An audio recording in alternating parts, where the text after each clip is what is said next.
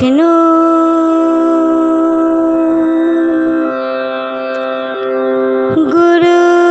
गुरुर्देव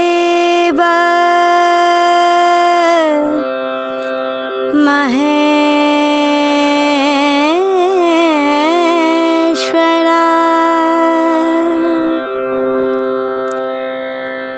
गुरु साक्षात्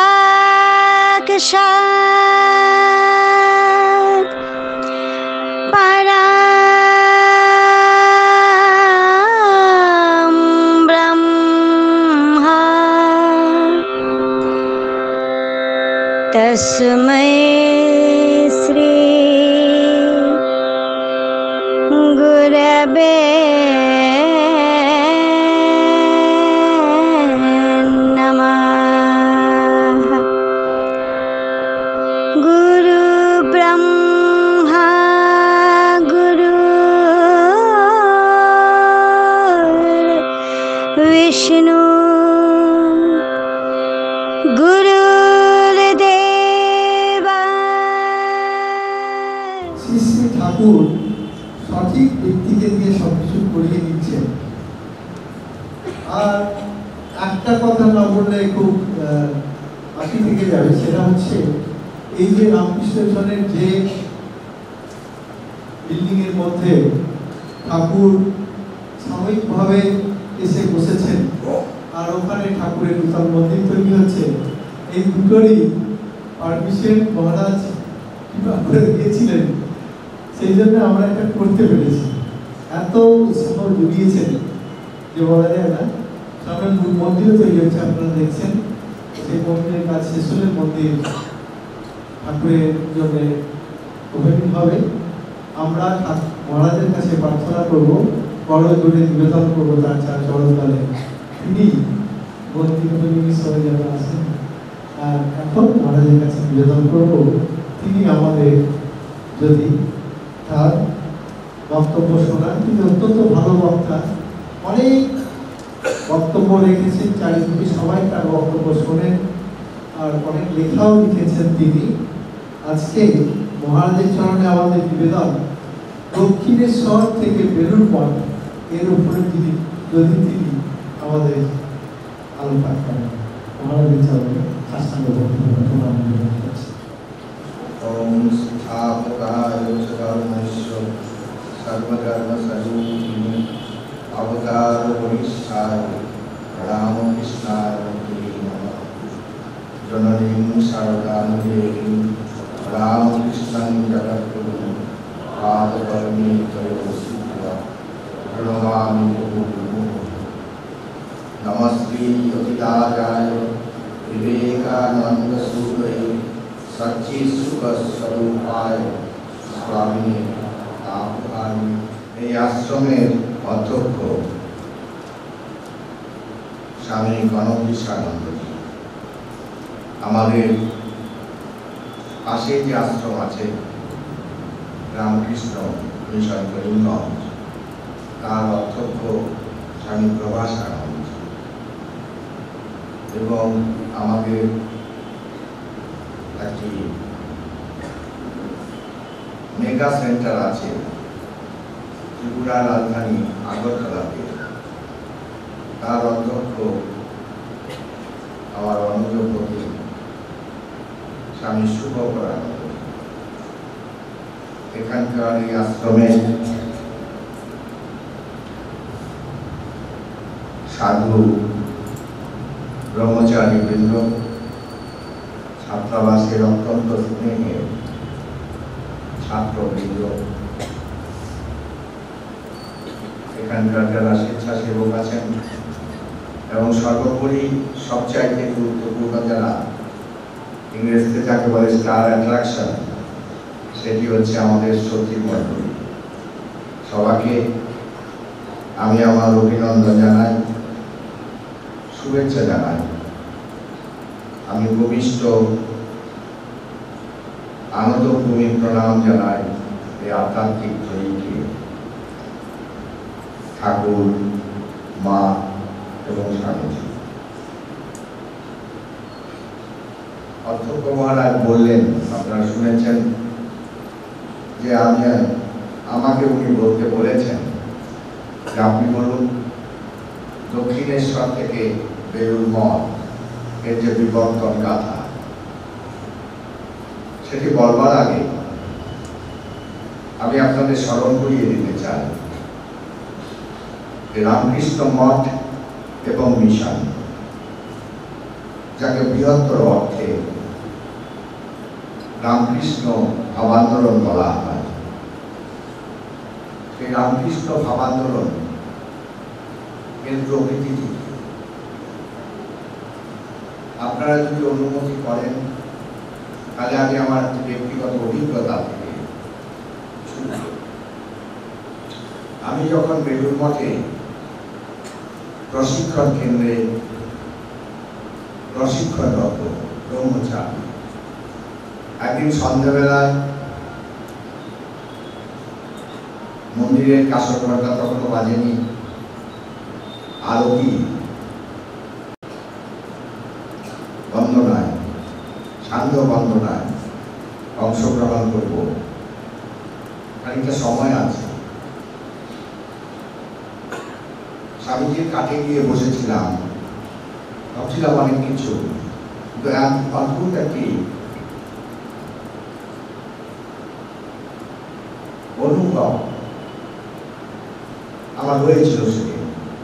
সেই অনুভবটি অবশ্যই ভৌতিক অনুভব, ইন্টেলেকচুয়াল রিয়েলাইজেশন। সেই ইন্টেলেকচুয়াল রিয়েলাইজেশনটা কি ছিল? নবীন ব্রহ্মচারী হিসেবে আমি দেখলাম গঙ্গাবক্ষে একটা বিরাট জাহাজ, সেই জাহাজটি চলছিল, আর একটি পাখি, সে পাখি চারদিকে ঘোরাফেরা করছে। সেই বিহঙ্গ উত্তর দিকে গেল, উত্তর দিল না কোনো উত্তর, পূব দিকে গেল, পূব দেখালো না কোনো আলোর ইশারা, পশ্চিম দিকে গেল, পশ্চিম দেখালো না কোনো দিগদর্শন,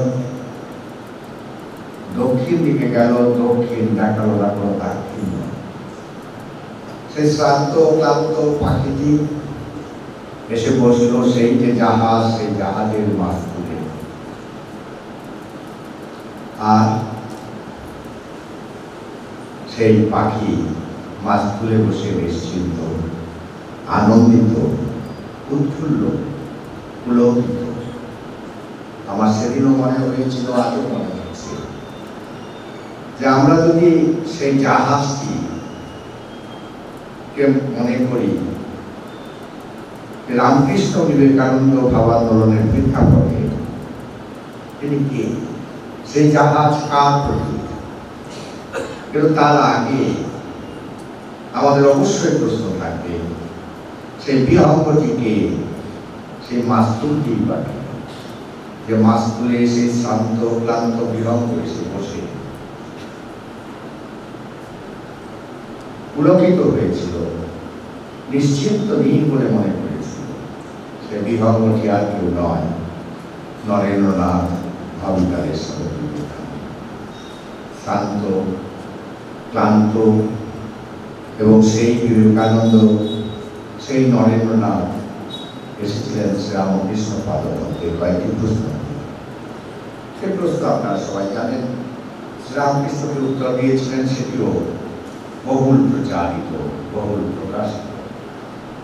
আর সেই মাস্তুলটি অবশ্যই আমার, আপনার, আমাদের সমস্ত সভ্যতার যে কান্ডারি ভগবান শ্রীরামকৃষ্ণ পরমহংস। আর জাহাজটি আর কেউ ছিলেন না, জাহাজটি ছিলেন আমাদের মা ঠাকুর, যে মা বলেন যে দেখো, তুমি যখন চারদিকে অন্ধকার দেখবে, যখন কোনো আশার আলো নেই, যখন তোমায় কেউ সাহায্যের হাত প্রসারিত করে দেবে না, তখন জেনে রেখো তোমার একজন মা আছেন। সে মা পাতানো মা নয়, সৎ মা নয়, সত্যিকারের মা, আমায় স্মরণ করে। সেই মা ঠাকুরই হচ্ছেন সেই জাহাজ, যে মা ঠাকুর নিয়ে যাচ্ছেন মাস্তুল সহ সেই পাখিটিকে অভিষ্ট পথে, অভিষ্ট জায়গায়। বন্ধ করে দেয়। স্বাভাবিকভাবে আমরা যখন রামকৃষ্ণ বিবেকানন্দ ভাবান্দোলন তখন আমরা সারদা দেবীর কথা বলি, মা ঠাকুরের কথা বলি। তা যারা নারীবাদী তারা হয়তো বলবেন উইমেন্স এম্পাওয়ারমেন্ট, তা নয়। আমরা যখন রামকৃষ্ণ বিবেকানন্দ ভাবান্দোলন রামকৃষ্ণ আর বিবেকানন্দের মাঝখানে একটি হাইব্রিড আছে, যে হাইব্রিডটি অবগণ্ঠিত। তিনি খুব কম কথা বলেন, কিন্তু অবগণ্ঠিত হলেও তিনি সমস্ত মানব সভ্যতাকে ধরে রেখেছেন রামকৃষ্ণ বিবেকানন্দ ভাবান্দোলনের যে পরিচালিকা শক্তি। আর তিনি হচ্ছেন, যেমনটি বললাম, আমাদের সংক্ষেপে এটি হচ্ছে রামকৃষ্ণ বিবেকানন্দ ভাবান্দোলনের চিত্র। এখন যখন এই বলছেন, আমাদের অধ্যক্ষ মহারাজ আমায় বলেছেন দক্ষিণেশ্বর থেকে এটা একটি বিরাট বিবর্তন। ইতিহাস কথা বলে, ইতিহাস কখনো নির্বাক নয়। ইতিহাস পথভ্রষ্ট হতে পারে, পথক্লান্ত হতে পারে, দিশেহারা হতে পারে, অন্ধগড়িতে খানিকক্ষণের জন্য লুকিয়ে যেতে পারে, হারিয়ে যেতে পারে, কিন্তু ইতিহাস এক মুহূর্তের জন্য নির্বাক। স্বাভাবিকভাবে আমরা যখন এই যে দক্ষিণেশ্বর থেকে বেলুড় মঠ, এই যে বিবর্তনের ইতিহাস, এই ইতিহাসের কথা বলি ভাবি, তখন মনে রাখতে হবে, আমি ব্যক্তিগতভাবে আমার খুব মনে হয় রবীন্দ্রনাথের একটি গানের প্রতি, যেটা আপনারাও শুনেছেন, গানের ভাগ্য অনেকে গায়েন, আপনারা গান। সেই গানটি কি? আকাশ ভরা সূর্য তারা, বিশ্ব ভরা প্রাণ। আর সে তার মধ্যেই আমি আবিষ্কার করেছি এক নতুন চেতনাকে, যে চেতনা সমস্ত সভ্যতাকে তাই করে রেখেছে। আর সেই চেতনাকে আবিষ্কার করাটাই হচ্ছে রামকৃষ্ণ বিবেকানন্দ ভাবান্দোলনের। যা বলছিলাম যে দক্ষিণেশ্বর থেকে শুরু কি করে হলো? শ্রীরামকৃষ্ণ তিনি তো জন্ম নিলেন আমার, তাহলে দক্ষিণেশ্বর থেকে বেরোল মঠ কেন? তার কারণ হচ্ছে তিনি সাধারণ মানুষ ছিলেন না। স্বামী বিবেকানন্দ, যিনি শয়নে স্বপনে জাগরণে কোন সময় ইমোশনাল ফ্রেঞ্চি, অহেতুক আবেগ, অকারণে আবেগ প্রকাশ করেননি। শ্রীরামকৃষ্ণ যদি সবচেয়ে বেশি পরীক্ষাকে করে থাকেন, তার নাম হচ্ছে নরেন্দ্র। সেই নরেন্দ্রনাথ বলছেন, নরেন্দ্রনাথ কি বলছেন? তিনি অবতার ও বলিষ্ঠ। তিনি শুধু অবতার নন, তিনি অবতার ও বলিষ্ঠ। আজকে পর্যন্ত যত অবতার জন্মেছেন, শ্রেষ্ঠ অবতার, শ্রেষ্ঠ প্রকাশ, তার মধ্যে সমস্ত ভগবানের, সমগ্র ঈশ্বরের প্রকাশ। যুগে যুগে জন্মেছে কলাম সে যাহার, স্বয়ং সে দক্ষিণেশ্বরে এসে। আর তারপর আমরা কি দেখতে পাই? ব্রাহ্মণ, পুরোহিত, গদাধর চট্টোপাধ্যায় ধীরে ধীরে বিবর্তিত হচ্ছেন ভগবান শ্রী রামকৃষ্ণ। আপনারা সবাই জানেন যে তিনি সমস্ত ধর্ম স্থাপনা করেছিলেন। পৃথিবীর যে প্রথম প্রভাত, সে প্রথম প্রভাত থেকে শুরু করে আজ পর্যন্ত একটি মাত্র ব্যক্তিত্ব, যে ঐতিহাসিক পৌরাণিক নয়, যে সমস্ত সাধনার কথা শুধু মুখে বলেননি, নিজে তা অভ্যেস করেছেন, সাধনা করেছেন। শুধু সাধনা করেই ক্ষান্ত হননি, তিনি সমস্ত সাধনায় সিদ্ধি লাভ করেছেন। এর একজন ব্যক্তিত্ব পৃথিবীর ইতিহাসে খণ্ডিত। রামকৃষ্ণ সব সাধনায় সিদ্ধি লাভ করলেন। তার যে ধর্মপত্নী শ্রীরামকৃষ্ণের ব্রতচারিণী, শ্রীরামকৃষ্ণের সহকর্মিনী, শ্রীরামকৃষ্ণের সহধর্মিনী সারদা দেবী। তাকে তিনি পূজার আসনে অধিষ্ঠিতা, শুধু অধিষ্ঠিতা করলেন না, তিনি পূজারী হয়ে তাকে পূজা করলেন। পুজো করে তার যে সমস্ত সাধনার ফল, এমনকি তার জপমালা, সেটি পর্যন্ত তার পাদপদ্মে, সেই সরস্বতীর পাদপদ্মে তিনি অর্পণ। আশ্চর্য কথা, রামচন্দ্র মুখুজ্জের মেয়ে, জয়রামবাজির মেয়ে সারদা, তিনি নির্বিকল্প সমাধির উচ্চতম স্তরে আরুরা, সাধারণ মানবী বলে এই কখনোই সম্ভব। তারপর আমরা কি দেখতে পাই, শ্রীরামকৃষ্ণকে ম্যান্ডেট দিচ্ছেন, কে দিচ্ছেন? ভবতারী। শ্রীরামকৃষ্ণকে ম্যান্ডেট দিচ্ছেন ভবতারী। কি ম্যান্ডেট দিচ্ছেন? অনেকগুলো ম্যান্ডেট দিচ্ছেন, তার মধ্যে একটি ম্যান্ডেট হচ্ছে যে নব যুব ধর্ম প্রতিষ্ঠিত, নব ধর্মচক্র প্রতিষ্ঠা করতে হবে। সেই নব ধর্মচক্র তাতে আমরা আসছি। তাই আমরা বলি যে এই যে রামকৃষ্ণ মঠ, রামকৃষ্ণ মিশন, বৃহত্তর অর্থে রামকৃষ্ণ ভাবান্দোলন, সেই ভাবান্দোলন is a historical requirement, it's a historical necessity. এই ভাবান্দোলন ছিল ঐতিহাসিক প্রয়োজনীয়তা। এটি কোনো অ্যাক্সিডেন্ট নয়, এটি কোনো আকস্মিক ঘটনা ছিল না, এটি ছিল ইনসিডেন্ট, হওয়ার ছিল, তাই হয়েছে, প্রয়োজন ছিল। আর এই যে ধর্মচক্র, যার নাম আজকের দিনে রামকৃষ্ণ মঠ এবং রামকৃষ্ণ মিশন, এই ধর্মচক্র is a divine complicity. এটির পিছনে দৈব অনুপ্রেরণা ছিল, দৈব পরিকল্পনা ছিল। তাই let there be light and there was light। কি করে বলছি এই কথা আপনারা দেখুন।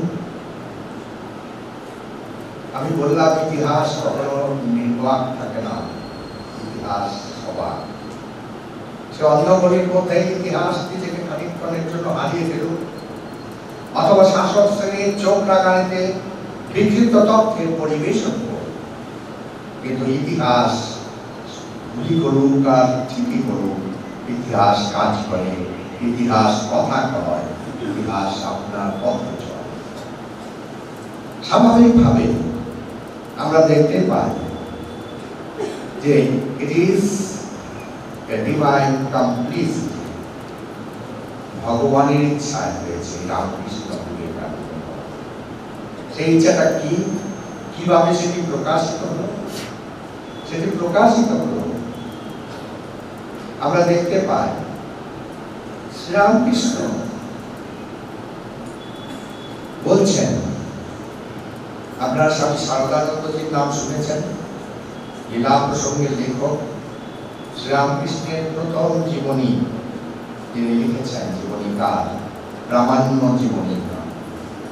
স্বামী সারদানন্দজি তার অনবদ্য লেখনীতে, তার অনবদ্য ভাষায় শ্রীরামকৃষ্ণের জবানিতে বলছেন, একদিন সমাধিপথে জ্যোতির্ময় গর্তে উচ্চে আরোহণ করিতে করিতে ক্রমে দেখিলাম খণ্ড অখণ্ডের ব্যবধান।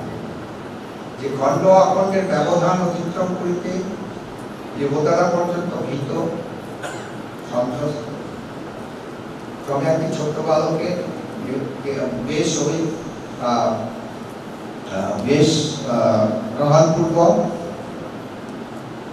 সেই খণ্ড অখণ্ডের ব্যবধান অতিক্রম করিলাম, অখণ্ডের ঘরে প্রবেশ করিলাম, দেখিলাম একটি জ্যোতির্ময় গর্ত।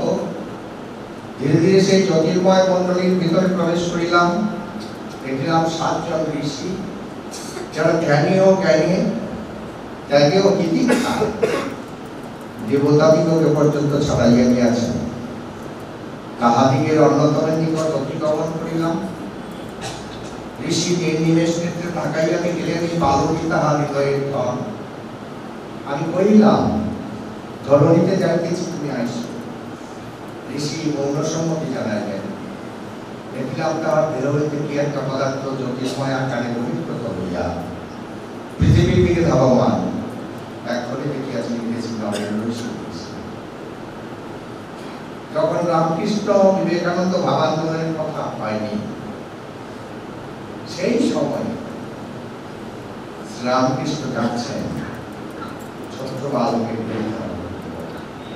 ভগবান বিষ্ণু আবাহন করবার জন্য, আহ্বান করবার জন্য। সেই শক্তিকে, যে শক্তি শ্রীরামকৃষ্ণ হচ্ছেন এমনকি কখনো আসেনি, সেই শক্তিকে আহ্বান করছে। 1863 সালের 12 জানুয়ারি চলুন আমরা কি দেখতে পাই? আমরা দেখতে পাই শ্রীরামকৃষ্ণ দক্ষিণেশ্বরের চাতালে দাঁড়িয়ে আছেন। তিনি বলছেন, আমার কাজের লোক চলে এসেছে। My man Friday has come. কি করে বলবেন? কোথায় এসেছে? কি করে আপনি জানলেন? শ্রীরামকৃষ্ণ বলছেন, কেন? আমি যে দেখলুম কাশীর বিশ্বনাথ মন্দির থেকে একটি জ্যোতি এসে শিবলের দত্ত পরিবারের বিশ্বনাথ দত্তের বাড়ি ভূমিষ্ঠ হল, ভূমিস্পর্শ হল। ঠিক সেই সময়ই জন্ম হল দামাল ছেলে বিলে নরেন্দ্র দত্ত, আবিকালের স্বামী। এটি হচ্ছে হিস্টোরিক্যাল নেসেসিটি। কেন হিস্টোরিক্যাল নেসেসিটি? ডিভাইন কমপ্লিসিটি, এটা বোঝা গেল। দৈব নির্দেশে, দৈব ইচ্ছায় এই ভাব আন্দোলনের সৃষ্টি। আর যেটা বলেছিলাম যে হিস্টোরিক্যাল নেসেসিটি, সেটি কেন হিস্টোরিক্যাল নেসেসিটি? কেন?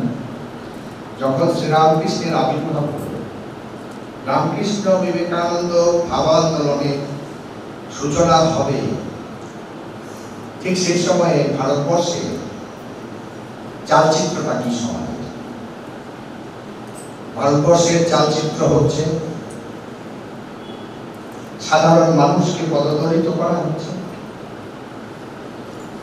তুমি অস্পৃশ্য, তোমার ছায়া পর্যন্ত আমি স্পর্শ করব না। ব্রাহ্মণ এমন ব্রাহ্মণ যে তাকে গঙ্গায় বা স্নান করতে হচ্ছে পবিত্র হওয়ার জন্য, কারণ সে যে অস্পৃশ্যের অন্তজের ছায়া স্পর্শ করছে। আর পুরীর ব্রাহ্মণ পিতা, তার 12 বছরের একটি মেয়ে আছে। সে মেয়ে শুভ পরিণয়ের ব্যবস্থা করতে হবে।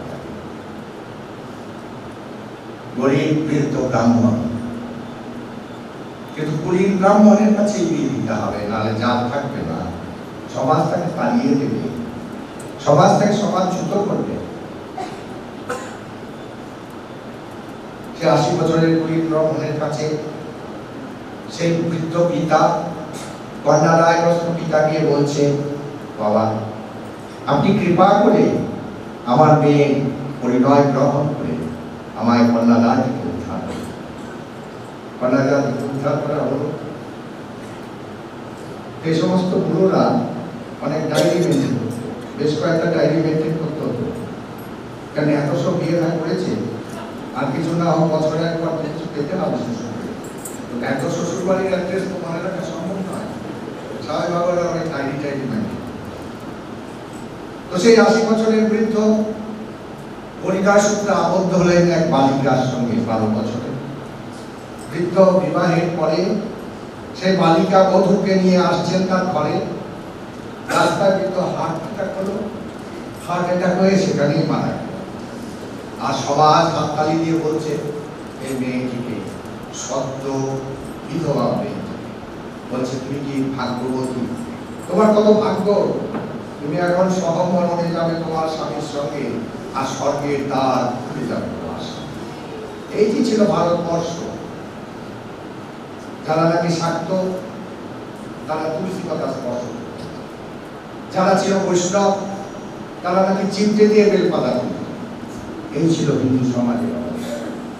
এই অবস্থায় প্রয়োজন ছিল এক বিপ্লব, এবং সেই বিপ্লবের জন্যই রামকৃষ্ণ বিবেকানন্দের উপস্থাপনা সভ্যতার কাছে। সেই জন্য এটি হচ্ছে historical necessity, divine complicity। আজ আমরা দেখতে পাই 125 বছর আমরা উত্তীর্ণ করেছি রামকৃষ্ণ মিশনে, রামকৃষ্ণ মঠের তো আরো বেশি। তা এই যে 125 বছরের রামকৃষ্ণ মিশন, 137 বছরের রামকৃষ্ণ মঠ, তার সম্পর্কে আজ আমরা দেখতে পাই প্রশান্ত মহাসাগরের বিপুল তরঙ্গ, দেখতে পাই আটলান্টিকের তরঙ্গ, দেখতে পাই ভূমধ্য সাগরেও তরঙ্গ, আজকাল শুনতে পাই আরব সাগরেও নাকি তরঙ্গ উঠছে। কিন্তু সবচেয়ে যেটি আশ্চর্যের কথা, যে আমার কাছে দুটিতে ঘটনা, আমার ঘটনার সাক্ষী হওয়ার সৌভাগ্য আমার হয়েছে। এই যে কোভিড-19 2020 সালের মার্চ মাসে, তার কিছুদিন আগে কলকাতার যে কনসাল জেনারেলের অফিস, চীনা কনসাল জেনারেল, ওখান থেকে ফোন এলো, কনসাল জেনারেল আমার কাছে একটা অ্যাপয়েন্টমেন্ট। তাই বলে বেশ তো আগামী রোববারে আসুন। তো কনসাল জেনারেল যখন এলেন চায়না, অনেক চা নিয়ে, China is famous for tea, China is more famous for packaging, খুব ভালো প্যাকেজিং। আমি ঠাট্টা করে কনসাল জেনারেলকে বললাম, have you come here to market tea? Consul general বললেন, no, I have come here to market Vivekananda. আমি স্বামী বিবেকানন্দকে মার্কেট। তো তখন আমি বললাম, বলুন। উনি কি বললেন? সেই চায়নার যেন কনসাল জেনারেল, যিনি যারা মার্ক্সীয় দর্শনে বিশ্বাস, যারা বলেন রিলিজিয়ান, তিনি কি বললেন? তিনি বললেন, আমি আপনার সঙ্গে দেখা করতে এসেছি at the behest of the highest political leadership of my country। আমার দেশের যে সর্বোচ্চ রাজনৈতিক তাদের তারা আদিষ্ট, তাদের আদেশে কি হলো? বলে, দেখুন, in material plane we have reached a great, কিন্তু আমাদের একটা বিরাট সংকটের সামনাসামনি আমরা দাঁড়িয়ে আছি। আর সেই সংকটটি কি? সংকটটি হচ্ছে ভ্যালু ডেফিসিট। আমাদের যে সমস্ত ছেলে মেয়েরা বিশ্ববিদ্যালয়ে যাচ্ছে, মহাবিদ্যালয়ে যাচ্ছে, তাদের value deficit, branch of values.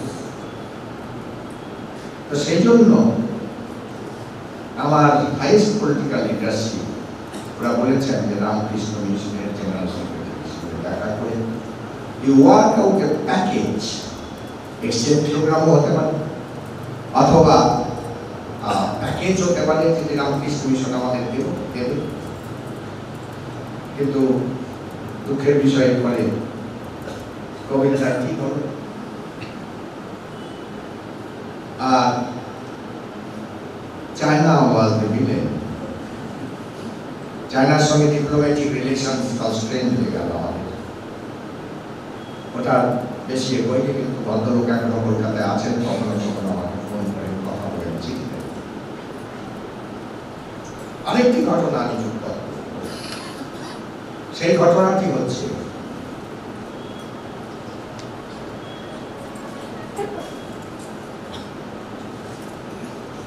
এক ভদ্র মহিলা এলেন আমার কাছে,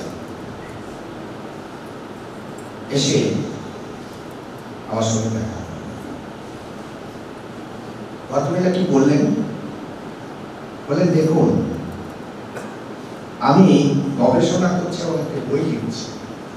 আমি অক্সফোর্ড ইউনিভার্সিটির ইতিহাসের প্রধান অধ্যাপিকা, নাম হচ্ছে রুথ হ্যারিস, যারা স্বামী বিবেকানন্দকে নিয়ে গবেষণা করেন অথবা চর্চা করেন, হয়তো বা কেউ কেউ ওর নাম শুনেছেন।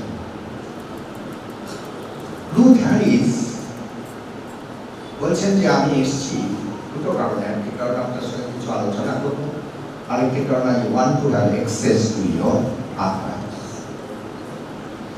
এই কিছুদিন আগে এপ্রিল মাসে রুথ হ্যারিস একটি বৈপ্লবিক বই বের করেছেন, প্রকাশ করেছেন। তিনি লেখিকা। সে বইটির নাম কি? বিবেকানন্দ, গুরু to the world. Ruth Harris কোন রামকৃষ্ণ মঠ মিশনের দীক্ষিত ভক্ত নন। রুথ হ্যারিস হিন্দু নন। রুথ হ্যারিস বেদান্তি নন। রুথ হ্যারিস ভারতীয় নন। রুথ হ্যারিস 100% 100% একজন ব্রিটিশ ঐতিহাসিক। তিনি বলছেন তার বই, এত বড় বই, এনসাইক্লোপিডিয়া ব্রিটানিকার মতো। তাতে বলছেন বইয়ের নামটি কি? স্বামী বিবেকানন্দ, গুরু টু দি ওয়ার্ল্ড। সে বইটি অ্যামাজন পাবলিশারের কাছে পাওয়া যায়। কেমব্রিজ ইউনিভার্সিটি এটি প্রকাশ করেছে এপ্রিল মাসে। আপনারা অ্যামাজনকে যদি যোগাযোগ করেন হয়তো পেয়ে যাবেন। তো রুথ কেন জিজ্ঞেস করেন যে well, that is how do you feel? How many people in Oxford do know Vivekananda? Harris বললেন, Ruth Harris বললেন, Swami, you better ask me how many people in Oxford do not know Vivekananda. আপনি আবার প্রশ্ন করছেন অক্সফোর্ডে কতজন বিবেকানন্দকে জানে? আপনি প্রশ্ন করুন অক্সফোর্ডে কে বিবেকানন্দকে জানেন? আপনাদের মনে আছে অনেক বছর আগে 1800 খ্রিস্টাব্দের 90-এর দশকের কথা চিন্তা করুন। তরুণ সন্ন্যাসী বিবেকানন্দ একজন অধ্যাপকের কাছে গিয়েছেন অক্সফোর্ডে। সেই দিন বৃষ্টি পড়ছিল ঝিরঝির করে। তরুণ সন্ন্যাসী বললেন যে যখন দক্ষিণেশ্বরে কলকাতায় অনেকে আমার গুরুদেব সম্পর্কে, আচার্যদেব সম্পর্কে কেউ কিছু জানে না, তখন আপনি লন্ডনে বসে, অক্সফোর্ড ইউনিভার্সিটিতে বসে আমার গুরুদেবের সম্পর্কে জীবনী প্রকাশ করলেন। একজন কৃতজ্ঞ শিষ্য হয়ে আমি তাই আপনাকে ধন্যবাদ এবং কৃতজ্ঞতা স্বীকার। যখন স্বামী বিবেকানন্দ প্রফেসর এর কাছ থেকে তার কাছ থেকে যখন বিদায় নিচ্ছেন, দেখা যাচ্ছে যে স্বামী বিবেকানন্দ স্টেশনে যাবেন, সেই স্টেশন পর্যন্ত ম্যাক্সমুলার ছত্র ধারণ করে চলেছেন। বিবেকানন্দ বলছেন, অধ্যাপক তুমি প্রাজ্ঞ সায়নমণি পাচ্ছি, তুমি এত বড় পণ্ডিত, তুমি আমার থেকে এত বড় বয়োজ্যেষ্ঠ, আমি সাধারণ একটা ভিক্ষুক সন্ন্যাসী, নবীন তরুণ সন্ন্যাসী। ডোন্ট এম্বারাস মি, আমাকে মানে অসুবিধা বা সন্ত্রস্ত করবো না। কিন্তু ম্যাক্সমুলার শুনছেন না, চলেছেন স্টেশনের দিকে। আমি যখন বারবার বলছেন তখন ম্যাক্সমুলার সাহেব বলছেন, Krishna, every day that the son of Sri Ramakrishna comes to your doorstep, he comes only once in life. প্রত্যেক দিন আমার দ্বারে শ্রী রামকৃষ্ণের সন্তান আসবে না, তিনি আসেন শুধু একদিন। তুমি এসেছো, আমি দেখতে পাই প্রাণ ভরে, চোখ ভরে, যতদূর আমার দৃষ্টিশক্তি আমাকে সক্ষম করে তোমাকে দেখবার, আমি দেখতে চাই। এটি ছিল 1800 খ্রিস্টাব্দের 90-এর দশক। তারপরে যে বললাম প্রশান্ত মহাসাগর, আটলান্টিক মহাসাগর, আরব সাগর এবং ভূমধ্য সাগর, এগুলো সব কিছুর মধ্যে দিয়ে বিরাট বিপুল তরঙ্গ আমরা দেখেছি। কিন্তু আমরা কোনো সময় জানতাম না যে ওয়াঙ্গ করার জন্য সেই বান হতেও নতুন করে বান এসেছে, আর সেই বান হচ্ছে বিবেকানন্দ। তাই তো এসেছে যে আমাদের এই অবস্থা থেকে যদি বাঁচতে হয়, আমাদের সভ্যতাকে যদি বাঁচাতে হয়, আমাদের কৃষ্টিকে, সংস্কৃতিকে, সমাজকে এবং দেশকে যদি বাঁচাতে হয়, তাহলে আমাদের কিন্তু প্রয়োজন বিবেকানন্দ। এবং তারপরে যে কথাটি আমাকে পরবর্তী সময় চিঠিতে লিখলেন, অত্যন্ত মারাত্মক কথা। তিনি বলছেন যে not only Vivekananda is the most respected philosopher in India, is the most respected philosopher in China too.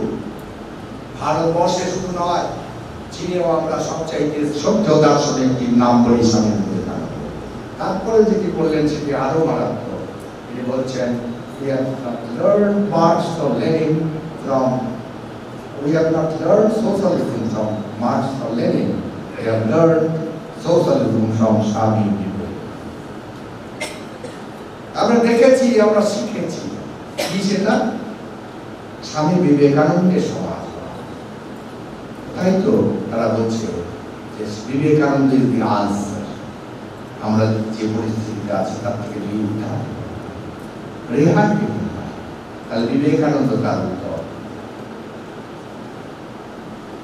আমরা একটা জিনিস মনে রাখতে হবে, স্বীকার করতে হবে যে শ্রীরামকৃষ্ণ, স্বামী বিবেকানন্দ, মা শারদার আবির্ভাব অনেক কারণে হয়েছিল, কিন্তু তার মধ্যে দুটি কারণ অত্যন্ত জরুরি, অত্যন্ত গুরুত্বপূর্ণ। সেই দুটি কারণ কি? একটি কারণ হচ্ছে যারা সবার পিছিয়ে, সবার নিচে, সব হারাদের মাঝে, তাদের মুখে হাসি ফোটানো। স্বামী বিবেকানন্দকে আমরা কি দেখতে পাই? 1884 সালে দক্ষিণেশ্বরে সেই চিরপরিচিত ঘর, রামকৃষ্ণের ঘর। সেই ঘরটিতে তিনি হাতে বসে আছেন, নরেন, রাখালেরা সব বসে আছে, রাখাল নেই, নরেন, শরৎ আর গিরিশ বাবু। বৈষ্ণব ধর্মের সম্পর্কে কথা হচ্ছে। বৈষ্ণব ধর্মে আছে কি আছে? বৈষ্ণব ধর্মে আছে জীবে দয়া, নামে রুচি, আর বৈষ্ণব সেবা, বৈষ্ণব পূজন। এই তিনটি হচ্ছে বৈষ্ণব ধর্মের। যখন জীবে দয়া বলা হলো, তখন শ্রীরামকৃষ্ণ বলে, সে কি রে, তুই কি জানো কি? তোর দয়া করবার ক্ষমতা কোথায়? বল জীবের সেবা, জীবের পূজা। আমরা পরবর্তী সময় কি দেখতে পাচ্ছি?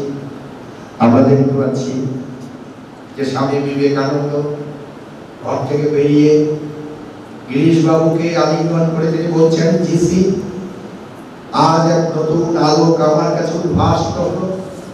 ভগবান যদি কখনো দিন দেন, আমি সে কথা সমস্ত পৃথিবীর কাছে পৌঁছে দেব, সমস্ত মানব জাতির ঘরে ঘরে আমি এটা বিলি করব।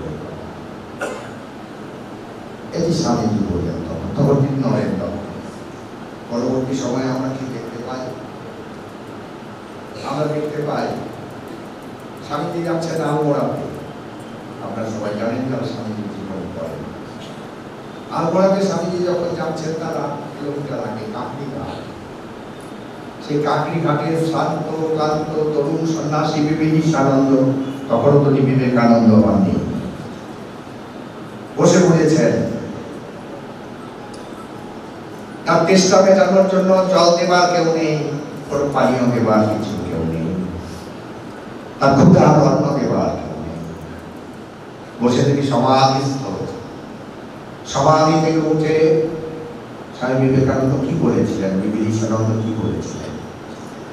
বিবিধিষানন্দ এই কথাটাই বললেন, বলেছিলেন, today I have got this solution of one of the most intricate problems of my life.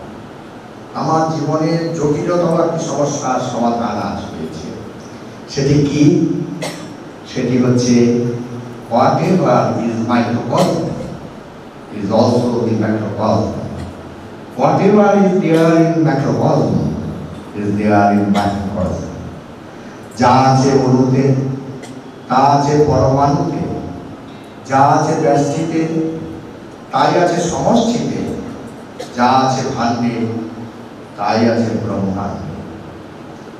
Sri Ramakrishna বলেছিলেন, মানুষ মানুষ নয়, ঈশ্বর।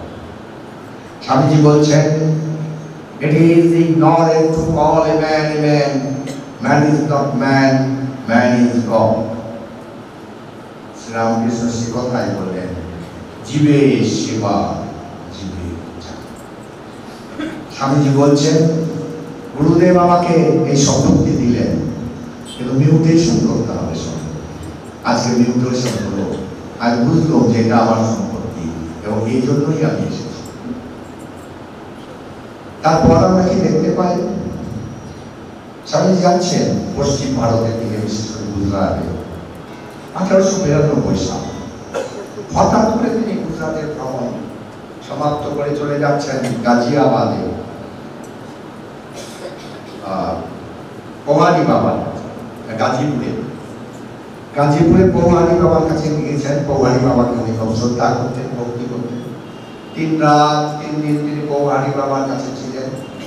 পৌহারি বাবাকে পুজো অর্চনা করে তুষ্ট স্বামী বিবেকানন্দ যখন গাজীপুরের রাজপথে এসে দাঁড়ালেন, তিনি দেখলেন যে গাজীপুরে এক পৌহারি বাবা, পৌহারি অর্থ পবনাহারি, কিন্তু গাজীপুরের রাজপথের দুধার দিয়ে কন্যাকুমারী পর্যন্ত তিনি দেখলেন এই পবনাহারি বাবারা দাঁড়িয়ে আছেন লাখো লাখো।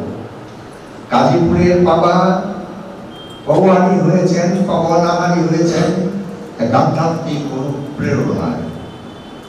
কিন্তু এসব পৌহারি বাবা তারা পবনাহারি হয়েছেন কারণ তারা হচ্ছে সেই মিছিলের লোকগুলো, যে মিছিলের লোকগুলো, যে মিছিল থেকে এই আত্মনাদ ভেসে আসে, হাম মুখে আমি নিরাশ হয়ে, আমি অর্ধাস।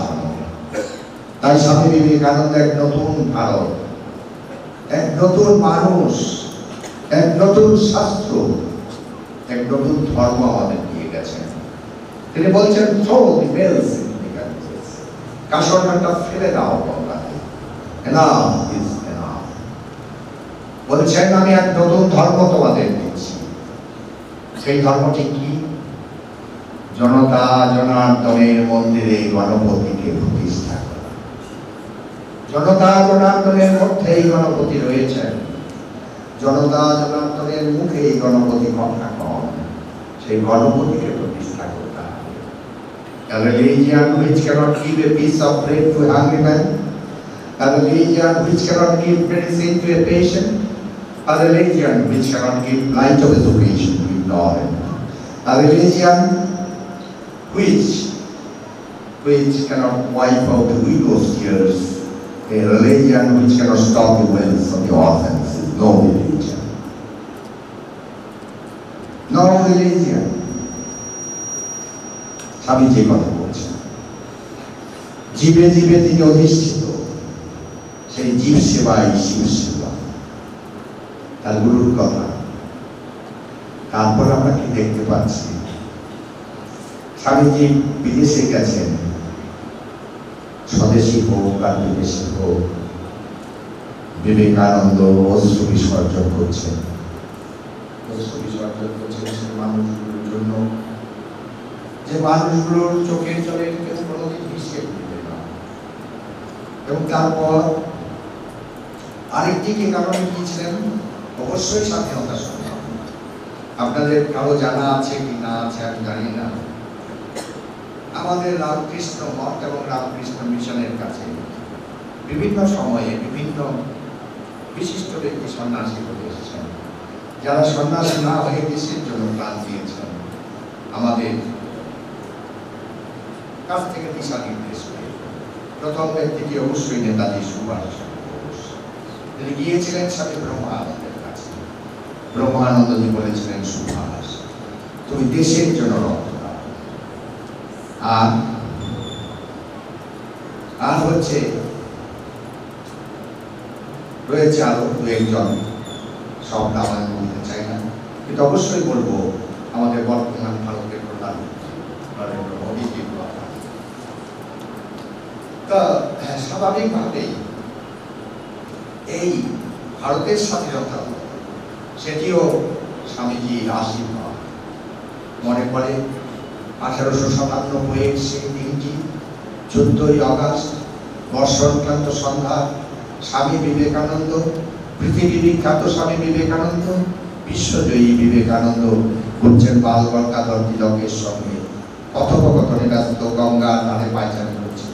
হঠাৎ তিলক বললেন, Swamiji please grant us freedom, আমাদের স্বাধীনতা। স্বামীজি বলেন, freedom, freedom, freedom is the song of my soul. I can grant you freedom tomorrow. আমি কালই তোমাদের স্বাধীনতা দিতে পারি, কিন্তু তোমরা কি তা রক্ষা করতে পারবে? পারবে না। খানিকক্ষণ পরে স্বামীজি আবার বললেন, well, you will get freedom most unexpectedly after 50 years of freedom. তোমরা স্বাধীনতা পাবে, অত্যন্ত অপ্রত্যাশিতভাবে স্বাধীনতা পাবে আজ থেকে 50 বছর পরে। 1897 14 অগাস্ট সন্ধ্যাবেলায় সপ্তর্ষির অন্যতম ঋষি শিবাবতার স্বামী বিবেকানন্দ বলেছিলেন, স্বাধীনতা তোমাদের হবে, হবে অপ্রত্যাশিত হবে। 1947 সালের 14 August stroke of the midnight হলো ক্রিস্টুই ডেস্টিনি হলো। একদিনও কম নয়, একদিনও বেশি।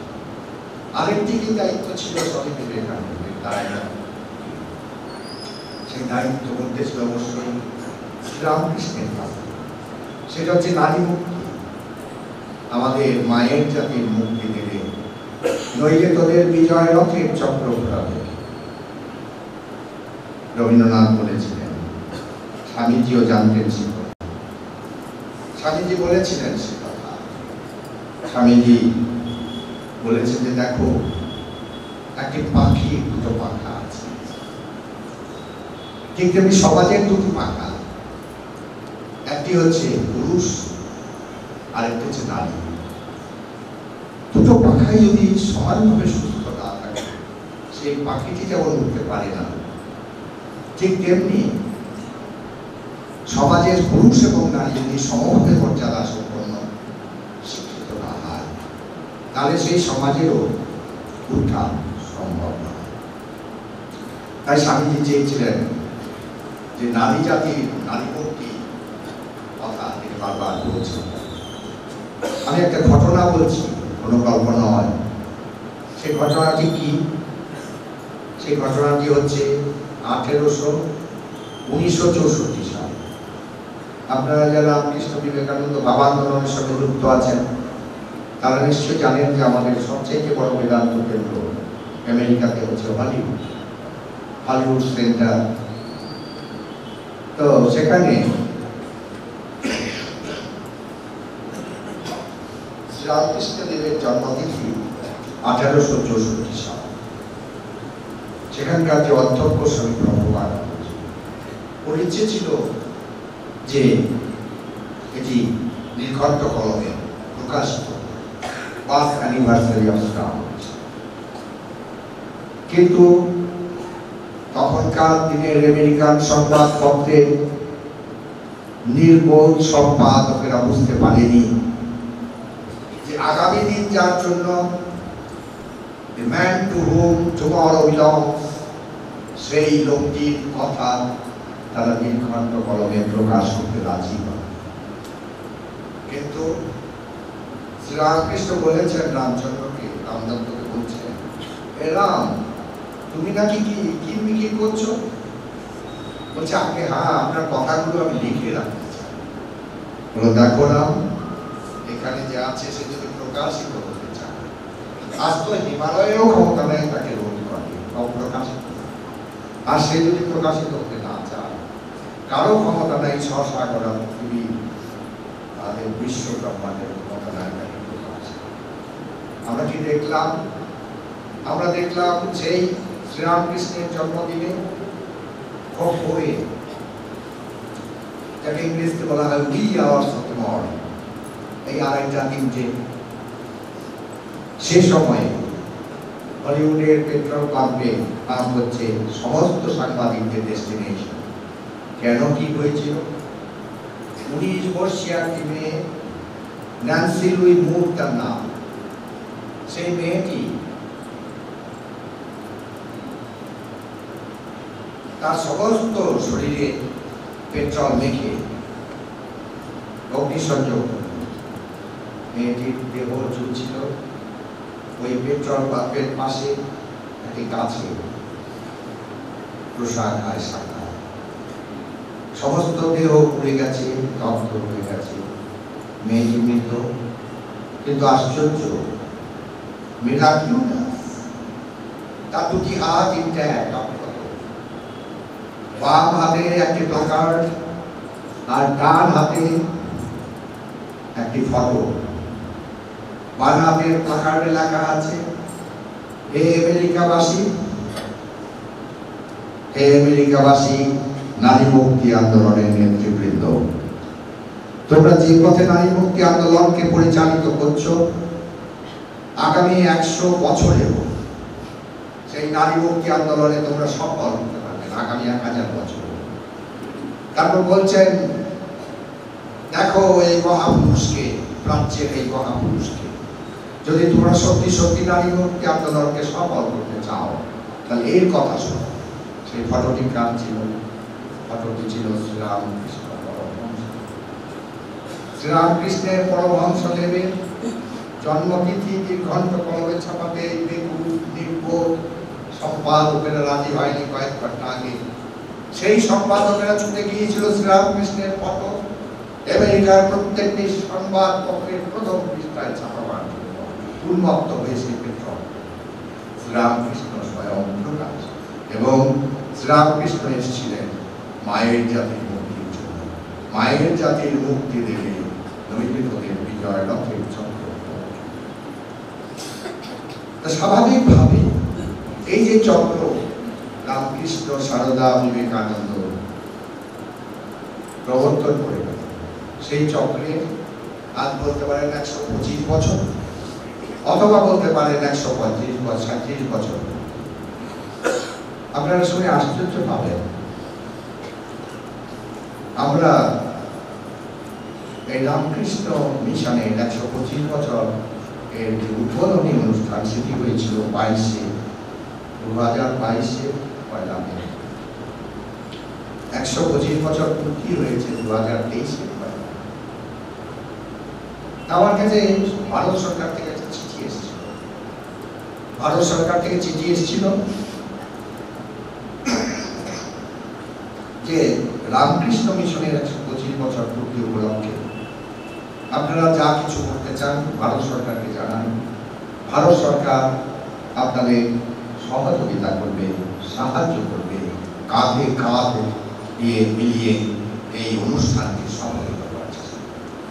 আমার কাছে যখন চিঠিটি এলো, আমি তখন ভাবলাম যে আমাদের কেন্দ্রের কোনো উৎসাহী প্রধান তিনি হয়তো লিখেছেন ভারত সরকার, কিন্তু আমি খবর নিয়ে দেখলাম না।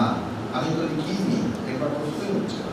আমরা একটা ধর্মীয় প্রতিষ্ঠান, আমরা একটা সেবামূলক প্রতিষ্ঠান, আমাদের 125 বছর পূর্তিতে ভারত সরকার। তারপরে আমি প্রধানমন্ত্রীর কার্যালয় থেকে জানলাম, প্রধানমন্ত্রী বলেছেন 125 years of Ramakrishna Mission is a milestone in the history of history of modern India.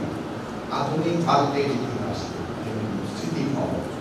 এবং শুধু তাই নয়, পরবর্তী সময়ে আমাদের কাছে ভারতের প্রধানমন্ত্রী, ভারতের রাষ্ট্রপতি, পশ্চিমবঙ্গের মুখ্যমন্ত্রী, তারা সব বার্তা পাঠিয়েছেন। আপনারা হয়তো সংবাদ মাধ্যমে থেকে থাকবেন।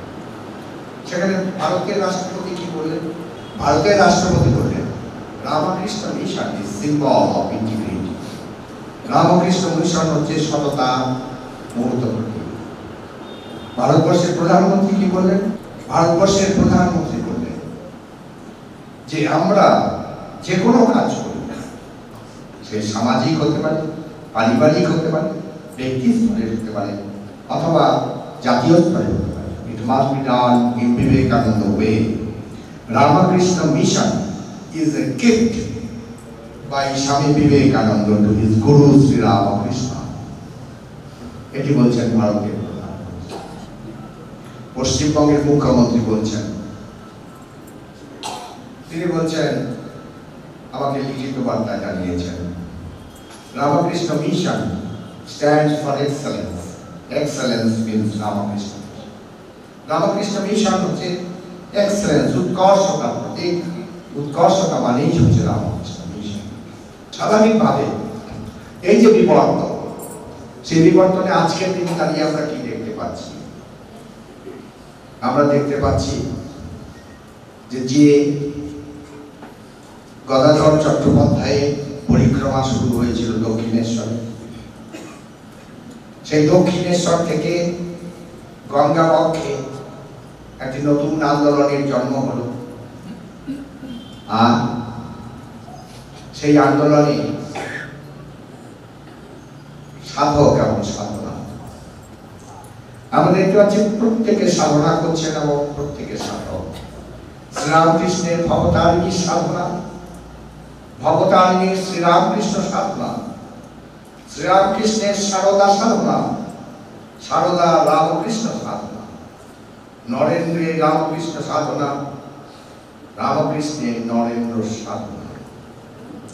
তাই আজকে প্রশ্ন উঠেছে, আজকে গবেষণার বিষয়বস্তু হয়ে গেছে। দক্ষিণেশ্বর থেকে যাত্রা করে আজ যখন বেলুড় মঠে এসে পৌঁছেছে, শতবর্ষ পরে, 125 বছর পরে অক্সফোর্ড ইউনিভার্সিটিতে গবেষণা হচ্ছে। গবেষণা হচ্ছে যে 125 বছর আগে একটি সংঘের জন্ম হয়েছিল, একটি সংগঠনের জন্ম হয়েছিল। আমরা দেখতে পাচ্ছি যে অক্সফোর্ড ইউনিভার্সিটি আজকে কত মাল্টিন্যাশনালসের জন্ম হয়েছে। These multinationals are withered up. These multinationals died prematurely. কিন্তু একটি অর্গানাইজেশন, তারা মণ্ডিত মস্তক কয়েকজন সন্ন্যাসী, সেই মণ্ডিত মস্তক সন্ন্যাসী 1600 বেশি হবে না, যারা কাজ করেন, এই আন্দোলনকে এগিয়ে নিয়ে চলেছেন। এবং হোয়াট ইজ দ্য সিক্রেট? ওরা আনপ্রফেশনাল, কিন্তু 125 বছর পর they are going from strength to strength. There is no scam, no controversy about them, no scandal. What is the secret?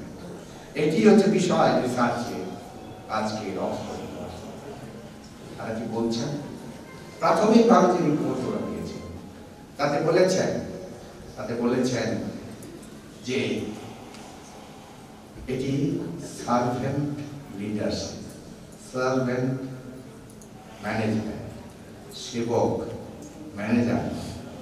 2 নম্বর নিঃস্বার্থ, এদের মধ্যে কোনো স্বার্থপরতা নেই, কোনো বার্টারিং নেই, কোনো শপকিপিং নেই, নিঃস্বার্থ। 3 নম্বর হচ্ছে একটা নট প্রসেসিং টাইম, কারো ধর্ম কাউকে ধর্মান্তর করে। 4 নম্বর, তারা মানুষের ভেদাভেদ করে। সমস্ত জাতি, সমস্ত সেক্ট থেকে আমাদের সন্ন্যাসী আছে, রামকৃষ্ণ সংঘ, সেখানে যত সম্প্রদায় আছে পৃথিবীতে, সমস্ত সম্প্রদায়ের লোকেরা রয়েছেন সন্ন্যাসী হিসেবে। মহাপুরুষ মহারাজকে একজন জিজ্ঞেস করেছিলেন, মহারাজ ক্রাইস্ট মিরাকল দেখিয়েছেন, সব অবতারা মিরাকল দেখিয়েছেন, ঠাকুর তো মিরাকল দেখেন, শিখে বিভিন্ন দেশে, সারা পৃথিবীর বিভিন্ন ধর্মে, বিভিন্ন খাদ্যাভ্যাসে, বিভিন্ন সংস্কৃতি ছেলেরা এসে they are living like brothers more than the brothers born of the same parents. দুজন একই মা পিতার ছেলে, দুজন একজনের মাথা কাটে, একই চিজমের জন্য। হয়তো শিলচরে হয় না, কলকাতায় হয়। তা সে যাই হোক, এখন কথা হচ্ছে এরা যে আছে, they are more brotherly than brothers born of the same parents. এটা কি মিরাকল নয়? এটি অসাম্প্রদায়িক সম্প্রদায়। Ramakrishna movement is a non-sectarian এবং সমস্ত পৃথিবীতে যত ধর্ম সম্প্রদায় আছে, সন্ন্যাসী আনুপাতিক হারে, এখন কোন সন্ন্যাসীর সঙ্গে 1 লাখ 2 লাখ সন্ন্যাসী হয়তো আছে, আনুপাতিক হারে সবচাইতে বেশি কনগ্লোমারেশন অফ লার্নেড মঙ্কস রামকৃষ্ণ। সমস্ত পৃথিবীর মধ্যে রামকৃষ্ণ সংঘে হচ্ছে সবচাইতে বিদ্যার। আজকে এই যে ক্ষুদ্র রামকৃষ্ণ সংঘ, সেই রামকৃষ্ণ সংঘে আজকের দিনে সবচাইতে বড় যে কর্তব্য, সেই রামকৃষ্ণ সংঘের একজন তরুণ সন্ন্যাসী। আপনার নাম হয়তো শুনে থাকবেন, মহান মহারাজ। ও সন্ন্যাস নামটা কি? বিদ্যানাথ আনন্দ। তিনি হচ্ছেন সবচাইতে বড় গণিতজ্ঞ। আজকে পৃথিবীতে যে কোনো জায়গায় কোনো ম্যাথমেটিক্যাল সেমিনার বিদ্যানাথ আনন্দ না হলে হয় না। আমি বছর 2 আগে বোম্বেতে একটা ইউনিভার্সিটি হলে আমন্ত্রিত হয়েছিলাম বলবার জন্য। তা আমি যখন বিদ্যানাথ আনন্দ আমি গিয়েছি শুনে, কারণ ওর সার্ভিসটা লিয়েনে নিয়েছিল আমাদের tata institute of fundamental research, তখনও বোম্বেতে ছিল, এখনো বোম্বেতে আছে। তো এসেছিল, আমি ওখানে গিয়েছি। তো তখন আমি যখন ওকেও সম্বোধন করি, সমস্ত ইউনিভার্সিটি কলেজের মেয়েরা মহান মহারাজ, মহান মহারাজ, ভেরি মহান। তা আমি বললাম, তুমি ওদের দিকে তাকাও, দেখো, দেখতে চাই। আপনারা সবাই জানেন সর্বপ্রিয় আনন্দের কথা, তার চিত্র বাচ্চা চিত্র। সর্বপ্রিয় আনন্দ এসেছিল কলকাতায়, পাশে মাঝে মাঝে গিয়েছিল ব্যাঙ্গালোরে। সর্বত্র উদ্বেগ জনতা। এই কিছুদিন আগে এসেছিল কালচার ইনস্টিটিউটে, 4টে থেকে ইনস্টিটিউট অফ কালচারে সমস্ত হল ভর্তি, লন ভর্তি, বারান্দা ভর্তি, বেদি ভবন এবং ইনস্টিটিউট অফ কালচারের মাঝখানে পাবলিক রোড সেটি ভর্তি, যে পোডিয়াম এবং যে অডিয়েন্স তার মাঝখানে যে বাফার স্পেস সেটা ভর্তি, বক্তার পেছনে স্টেজে যে স্পেস সেটা ভর্তি। তাতে করেও 60 ভাগ লোক থাকতে পেরেছিল, 40 ভাগ লোক চলে যেতে হয়েছিল। ওরা দাঁড়ানোর স্থান পাইল। তো তার পরের দিন I was flooded with messages, SMS, mail, WhatsApp, বিভিন্নভাবে ফোন বলছে যে দেখুন, আমরা ভেবেছিলাম কলকাতা মরে গেছে, কিন্তু কাল সন্ধ্যাবেলা থেকে আমরা ভাবতে শুরু করেছি, আমরা আশ্বস্ত যে কলকাতা এখনো মরেনি। এই তরুণ সন্ন্যাসী, তিনি কোনো ফিল্ম স্টার নন, তিনি কোনো আন্তর্জাতিক ক্রিকেটার নন, তিনি কোনো আন্তর্জাতিক ফুটবলার নন, তিনি কোনো ইন্টারন্যাশনাল মডেলও নন।